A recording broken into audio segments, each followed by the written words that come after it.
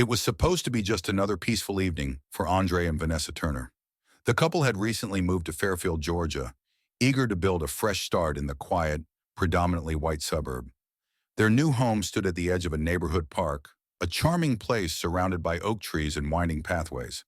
But beneath Fairfield's pristine surface, well-kept lawns, cheerful mailboxes, and pastel-colored houses, there was something Andre and Vanessa couldn't quite ignore. The polite yet distant greetings from neighbors, the sideways glances, the way conversations seemed to pause when they walked by. It wasn't overt hostility, but it wasn't exactly welcoming either. On this particular evening, the air was crisp, carrying the faint smell of freshly cut grass. Andre and Vanessa decided to take their dog, Max, for a walk through the park. Max, a playful golden retriever, bounded ahead of them, tugging gently at his leash. Vanessa laughed softly as she watched him chase after falling leaves. "I think he loves this place more than we do," she joked, nudging Andre, who smiled but said nothing. He had been unusually quiet these past few days, his eyes lingering a little too long on the neighbors' front porches, on their faces behind curtain-drawn windows. "I know what you're thinking," Vanessa said, her tone gentle but firm. "It's going to take time, but they'll come around. They just don't know us yet." Andre nodded, but there was doubt in his heart. He didn't want to voice it, but he could feel it, the unease, the silent judgment hanging in the air. It wasn't new to him, but it didn't sting any less. As they walked deeper into the park, the soft glow of streetlights began to flicker on. The world felt still and serene, the kind of quiet that only small towns seem to offer. But then, out of nowhere, a low hum broke the peace, the unmistakable sound of a police cruiser rolling slowly down the street. Andre's grip on Max's leash tightened, his body tensing instinctively. The car came to a stop a few yards away, and the officer inside rolled down his window. The man's eyes, sharp and assessing, darted from Andre to Vanessa and then to Max. "What are you two doing here?" he asked, his voice flat and devoid of friendliness. "This park isn't for loitering." Vanessa glanced at Andre, her eyebrows knitting together in confusion. "We're just walking our dog," she replied, her tone calm but assertive. She pointed to their house, its porch light visible through the trees. "We live right there." The officer didn't seem convinced, or perhaps he didn't care. "That's so," he said, stepping out of the car. He adjusted his belt, the holster of his gun glinting under the streetlight.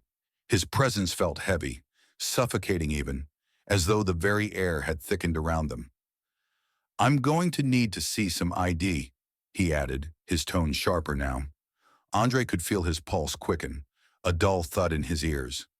This wasn't the first time he'd been questioned for simply existing, but it didn't make the humiliation any easier to bear. He reached for his wallet, but his hands trembled slightly. Not out of fear, but out of frustration. Anger even. What gave this man the right to assume they didn't belong?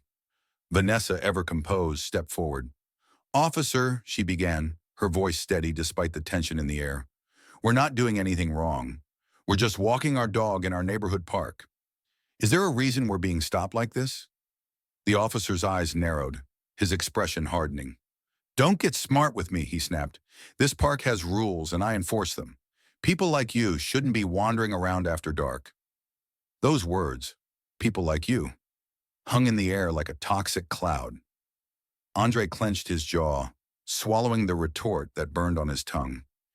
He glanced at Vanessa, who gave him a subtle shake of her head. "Not here, not now," her eyes seemed to say. They both knew how quickly situations like this could escalate, but even as they stood there, quietly enduring the officer's scrutiny, a question gnawed at Andre's mind. What did he see when he looked at them? Criminals? Threats? Intruders? To Andre, they were just a couple taking their dog for a walk. To this officer, they were something else entirely, something undeserving of the simple freedom they were trying to enjoy. Max, sensing the tension, whimpered softly and leaned against Andre's leg.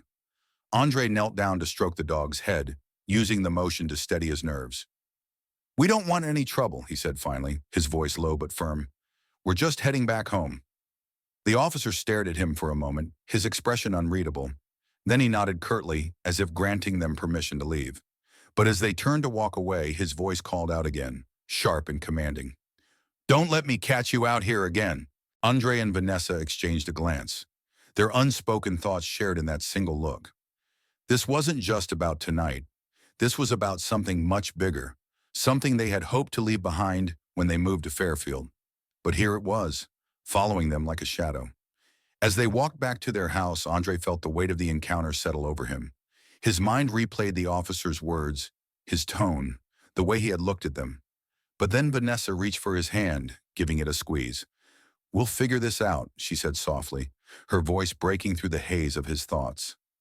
Andre nodded, though his heart was heavy. They had moved to Fairfield for a new beginning, but it seemed the past had found them anyway.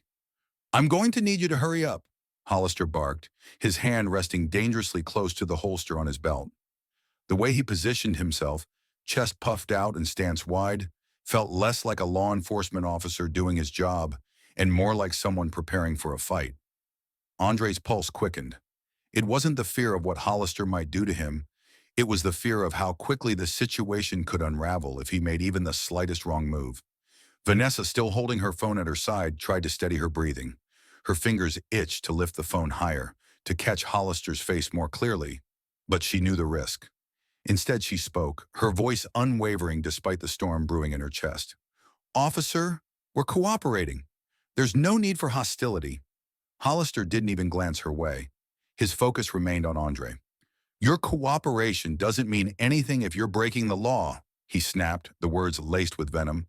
"You're trespassing on private property. I suggest you stop playing games." The accusation hit like a slap to the face.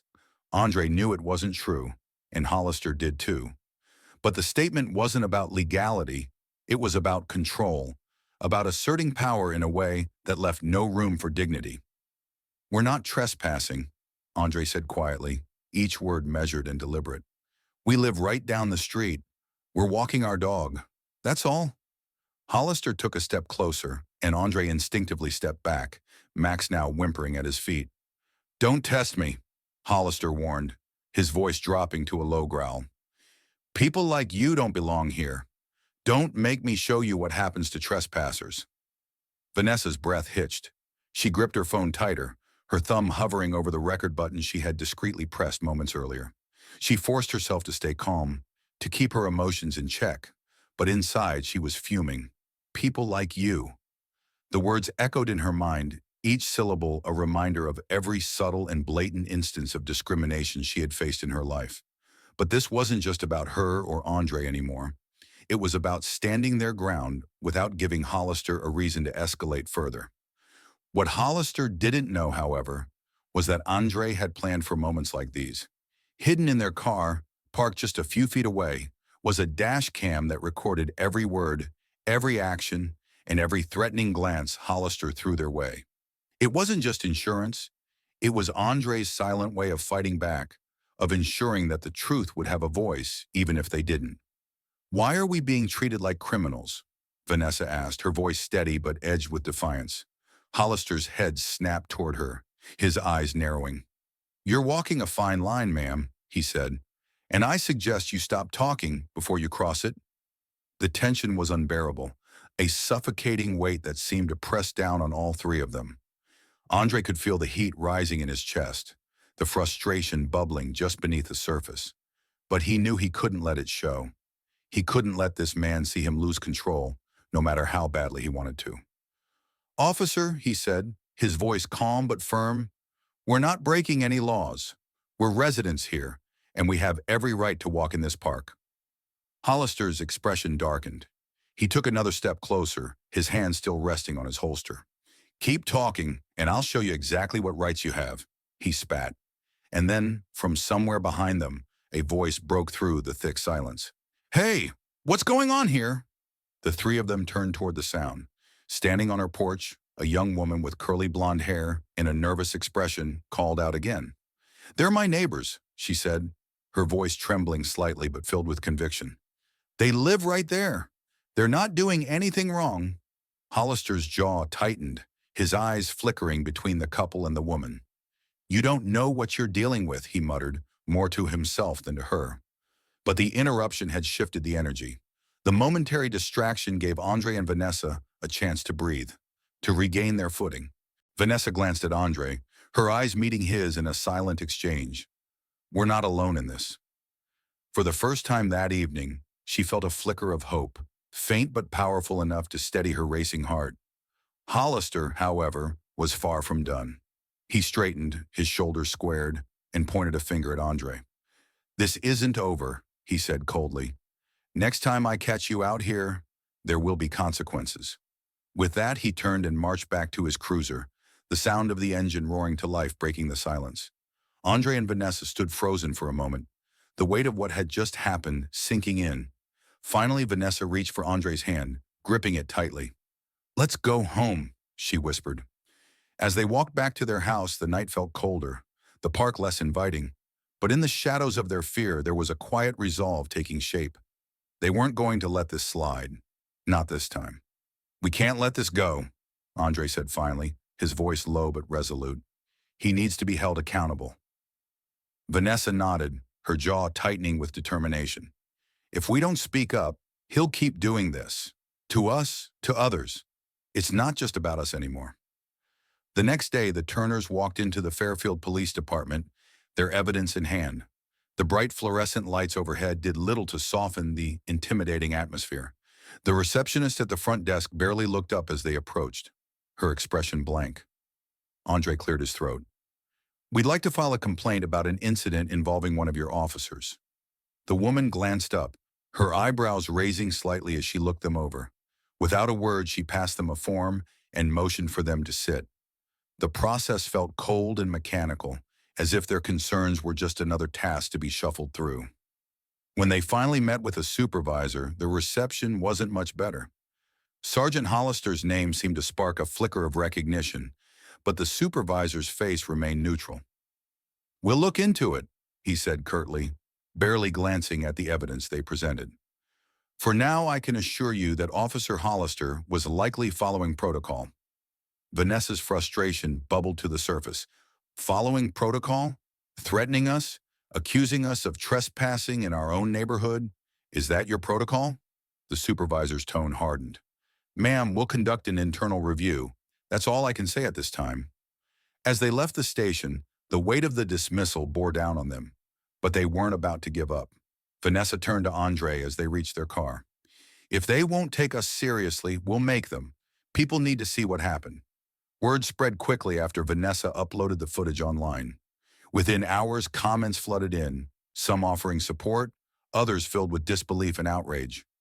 Local activists picked up the story, sharing it across social media platforms, and organizing a meeting to discuss the next steps. The Turners were hesitant at first, unsure if they wanted to be at the center of such a storm, but the overwhelming support from strangers gave them courage. By the end of the week, a small but passionate group gathered in the town square, holding signs that read, "End racism in Fairfield," and "Justice for the Turners." Their chants echoed through the streets, drawing the attention of passers-by and even local news outlets. For the first time since the incident, Andre felt a glimmer of hope. It wasn't just their fight anymore. It was a fight for everyone who had been silenced or dismissed. As the protest grew, so did the scrutiny on Sergeant Hollister. Investigative journalists began digging into his past, and what they found was deeply unsettling.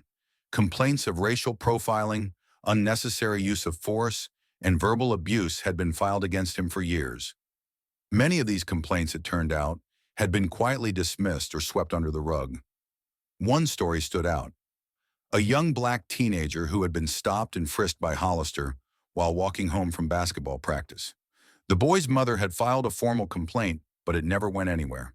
Her voice cracked with emotion as she spoke to reporters, saying, "They told me it was my son's word against the officers."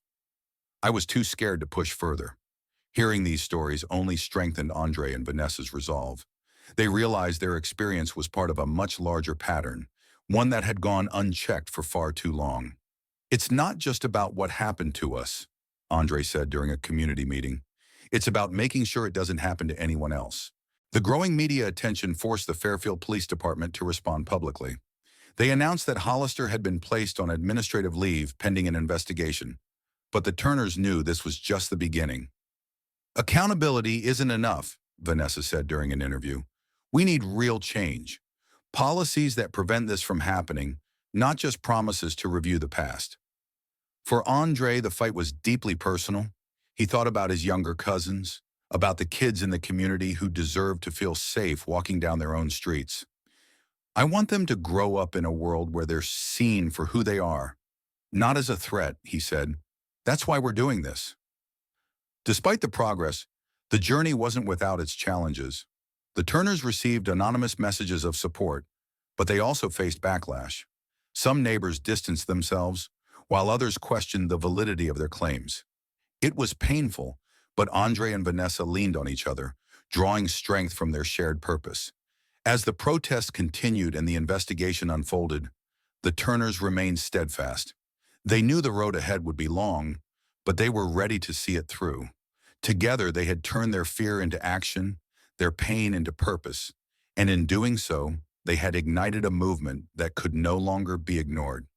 Sitting at their dining table, surrounded by stacks of documents and notes from community meetings, Andre sighed deeply. It feels like we're standing at the edge of something huge, he said, his voice heavy with both hope and exhaustion. But what if it doesn't lead anywhere? What if nothing changes? Vanessa placed a hand on his, her touch grounding him. It already has, she said softly. Look around. People are talking, Andre. They're paying attention. That's a start. The couple had spent countless hours in the days following the protests working with local activists and civil rights organizations. They met with people who had experienced their own moments of injustice, stories that mirrored theirs in heartbreaking ways. Each story added another layer to the movement, building a foundation of shared resilience and determination. One of the first steps they pushed for was a petition demanding the implementation of body cameras for all Fairfield officers. The petition quickly gained traction, with signatures flooding in from every corner of the town and beyond. It wasn't just about accountability, it was about creating a sense of safety for everyone in the community. Andre and Vanessa also advocated for mandatory racial bias training for officers. The idea was met with resistance from some, who argued that it wasn't necessary or that it unfairly targeted the police force. But Andre stood firm. If it can prevent even one person from going through what we did, he said during a community forum, then it's more than worth it. Despite the progress, the journey was far from smooth. The Turners faced their share of backlash. Anonymous letters appeared in their mailbox, some offering support, others filled with hate. They overheard whispers at the grocery store, felt the weight of judgmental stares as they walked down the street. It was painful, but it didn't deter them. If anything, it fueled their determination to keep going. One evening, they were invited to speak at a town hall meeting. The room was packed. Residents, reporters, activists, even some police officers had gathered to hear what they had to say. Vanessa stood at the podium, her hands gripping the edges as she steadied herself. She glanced at Andre, who gave her an encouraging nod. We moved to Fairfield looking for peace, Vanessa began, her voice steady but tinged with emotion. But instead, we found ourselves in the middle of a fight we didn't choose. What happened to us shouldn't happen to anyone. And we're not here to point fingers or assign blame. We're here to ask for change, for accountability, for understanding, for justice. Her words hung in the air, heavy with meaning. A murmur rippled through the crowd, some nodding in agreement, others shifting uncomfortably in their seats. But as Vanessa continued, her passion began to break through the walls of resistance. This isn't just about us, she said. It's about the kind of community we want to build. Do we want to be a town that looks the other way when injustice happens? Or do we want to stand together and demand better? By the time she stepped down, the room erupted in applause. Andre joined her, placing a hand on her back as she wiped away a tear. For the first time in weeks, they felt a glimmer of hope, a sense that maybe, just maybe, things could change. The pressure on the Fairfield Police Department grew. Local news stations covered the story extensively, with footage of the protests and interviews with the Turners playing on repeat. Investigations into Hollister's actions and his past were underway. The department announced plans to review its policies and implement new training programs, but Andre and Vanessa remained cautiously optimistic. They had heard promises before. This time, they needed action. Reflecting on their journey, Andre said in an interview, "We never wanted to be in this position. We're just regular people who wanted a quiet life. But when the time came, we couldn't stay silent. This isn't just about us. It's about ensuring that everyone, no matter who they are, feels safe and valued. Their story became a rallying cry for others. Messages of support poured in from across the country, with people sharing their own experiences and thanking the Turners for their courage. It wasn't easy, but Andre and Vanessa knew their fight was making a difference. In the weeks that followed, changes began to take root. Body cameras were introduced as a pilot program, and the department committed to transparency in its investigations. Hollister's future on the force remained uncertain, but his suspension sent a clear message. The days of looking the other way were over. As the sun set over Fairfield one evening, Andre and Vanessa sat on their porch watching Max chase fireflies in the yard. The air felt lighter somehow, as if the weight of the past weeks had started to lift. Vanessa leaned her head on Andre's shoulder, a small smile playing on her lips. "We've come a long way," she said. Andre nodded, his gaze fixed on the horizon. "And we're just getting started." If this story inspired you, please like, share, and subscribe to help spread awareness. Together we can create a world where justice and equality aren't just ideas, they're a reality. Stay tuned for our next video, where we uncover the story of a wrongful conviction that rocked an entire state.